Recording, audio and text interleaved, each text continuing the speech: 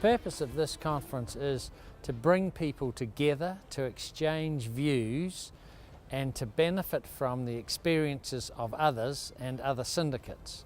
No, brilliant. Yeah, it's just so interesting. I mean, look at all the people around here now. Shareholders are just such smart people. You know, we've got bankers, we've got everything in it, so we've got everything we require. We've got a very varied number of occupations from the investors. So to see some of the non-farmers and the way they look at the situation, yeah, it's been very interesting. I've enjoyed it. It's made you look at things a bit differently.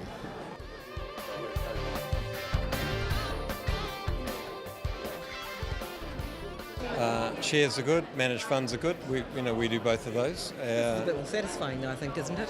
Yeah, I mean, of all the things that we got involved in, this sort of deal is quite interesting. Grassroots, you get to actually go to the property, whereas shares are one step removed, or at least one step removed from that.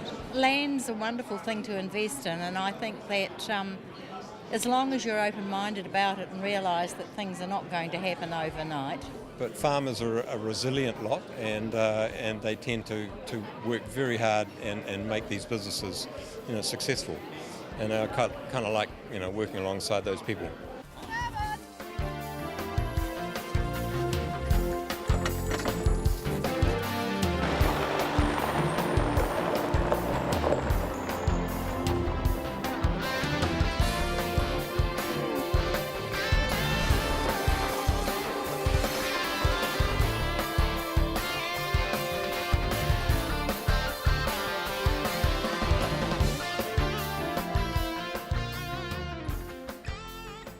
We were keen to move from share milking to an equity partnership just for the fact that it's a little bit more stable. The way that stock prices had gone in the past, we'd rather invest in the land. We're also at the stage of our lives where we had a little bit of money and really our children are at the age where we needed stability. And being a share milker, you're moving around the country a lot, and this was just perfect for us in our situation. My role at AGInvest is the farm supervisor. I would normally talk to Dirk and Jeannie every 7 to 10 days just to see how things are going on the farm. I also meet with them once a month on farm just to have a look around and make sure that everything's going according to plan. During the drought we got particularly short of feed from about January onwards. We ended up having to buy in a lot more supplementary feed just to get through to the autumn rains, which didn't come until mid to late April. And just to wake up every morning and see your paddocks just drying off and nothing's coming back, it was pretty difficult.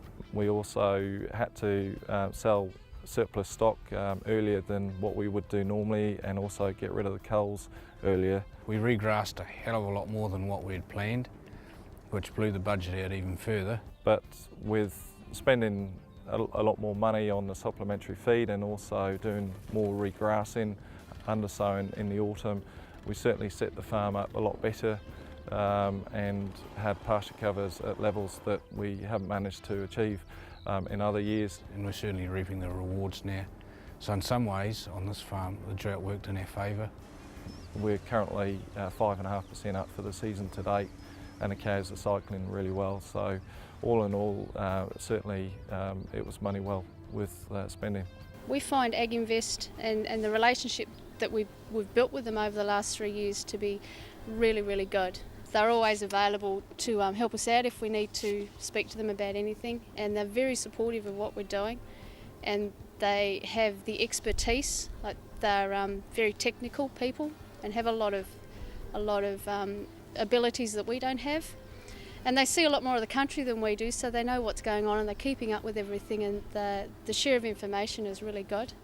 We manage our role as an interface between the equity manager, share milker and shareholders by regular monitoring and feedback, good communication throughout the whole process in both directions. And occasionally, I mean, we're operating in a biological environment here, and there's some things that we can't control from time to time. Droughts be a recent example. So the important thing there is to communicate effectively at all levels, and then recognising that we are going to hit a few speed bumps along the way. We try and quantify that through good monitoring and reporting and analysis, and then come up with strategies to try and minimise the impact of that to the business. But I guess the other great thing here is that we're part of a team, and a team with experience. And I mean, it's great to be able to draw on that experience to come up with some options, some solutions that have worked before. You're in charge of a lot of other people's big investments, and it's not small change you're talking about, it's big change. And you feel that sometimes the weight of that's fairly big, you know, and that's why it's quite good to be able to share it with Grant and that, you know, that you share the burden quite a lot.